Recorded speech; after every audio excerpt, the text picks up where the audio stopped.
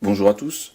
Aujourd'hui, je vais vous parler d'un montage d'une boîte suédoise, la société Spur. Elle est bien connue dans le monde des tireurs longue distance et de tous les tireurs qui utilisent une arme d'épaule. Ils m'ont envoyé un montage qui s'utilise pour une lunette d'un corps de 30 mm avec un montage pré-incliné à 6000, soit 20,6 minutes d'angle. Ce montage remonte la lunette de 38 mm et a une longueur totale de 126 mm. Donc voyons voir un petit peu ce qui se trouve à l'intérieur de cette boîte.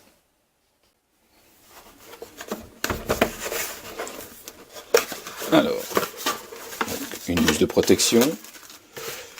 Nous avons un sachet de liquide pour éviter que les vis ne se dévissent lors du tir.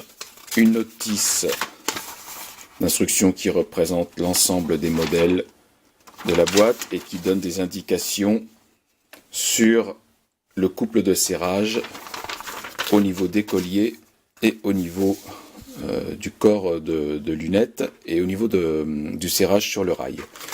Nous avons quelque chose de très intéressant. Donc une clé pour déjà dégrossir, mais je vous recommande vivement d'acheter une clé dynamométrique et une espèce de pièce triangulaire dont on verra l'utilité après, qui sert à niveler le corps de la lunette pour le mettre bien d'équerre avec le montage. Ici, nous avons de nombreuses vis, dont même des vis de rechange. Le montage en lui-même, qui est très très bien fini. Et les éléments qui vont se mettre dessus. Comme vous pouvez le voir, les éléments sont légèrement différents. Cet élément-là possède plus de trous pour mettre, on verra ensuite, certains accessoires que cet élément-ci. Au final, nous pourrons avoir ceci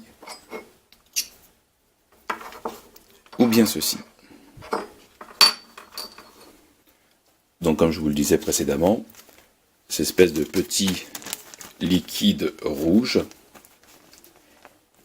se mettra sur les pas de vis pour éviter que la vis se dévisse tout simplement à cause des chocs répétés dus au tir et des vibrations. Pour monter ma lunette, j'aurai besoin de 6 vis par collier, ce qui fait 12 vis au total. La société Spur a prévu 20 vis. Vous voyez, donc vous avez largement de quoi faire pour ensuite même monter les accessoires.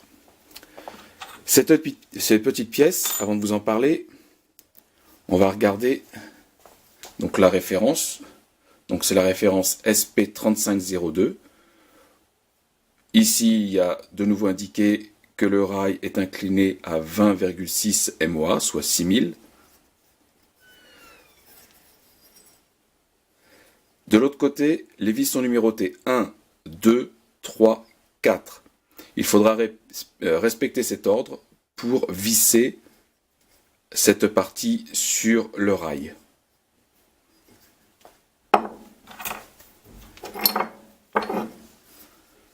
Lors du montage de la lunette, nous allons utiliser le triangle. Comment?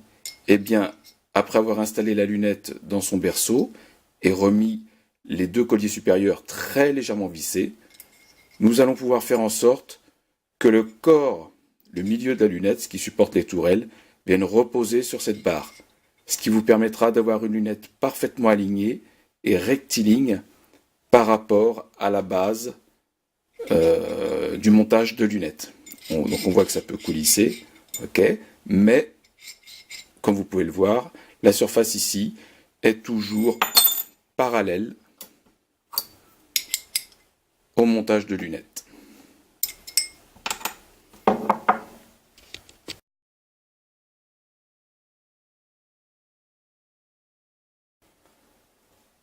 Sur ce montage, on va pouvoir rajouter quelques accessoires.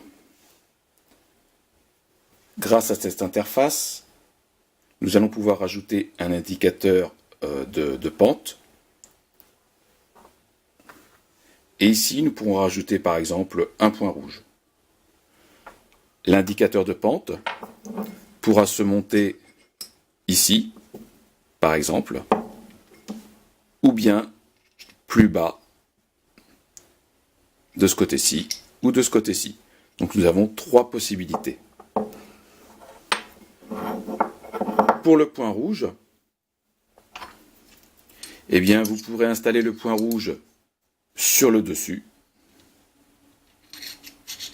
à gauche de votre lunette, ou bien à droite de votre lunette. Mais j'y reviendrai tout à l'heure en vous faisant voir un exemple. Voici ce montage monté sur une carabine semi-automatique Northeastern Arms modèle 25 en calibre 308 Winchester. Vous noterez qu'il n'y a pas de chargeur, mon témoin de chambre vide a été mis, donc aucune cartouche ne peut être chambrée. Si vous faites bien attention, vous verrez un point rouge ici, monté via l'interface. Donc l'interface est en dessous et a été fixée sur le rail. De l'autre côté,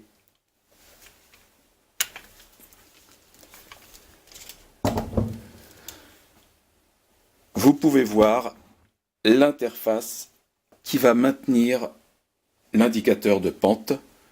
Donc mon indicateur de pente peut se monter très rapidement.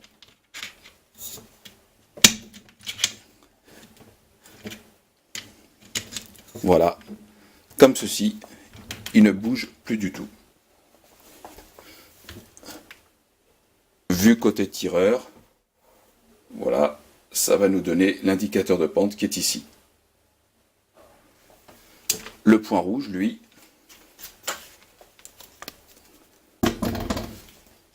sera utilisé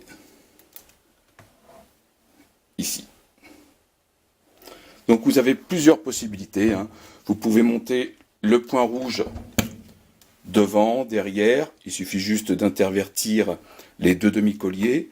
Vous pouvez, si vous êtes gaucher, monter l'indicateur de pente du côté droit aussi.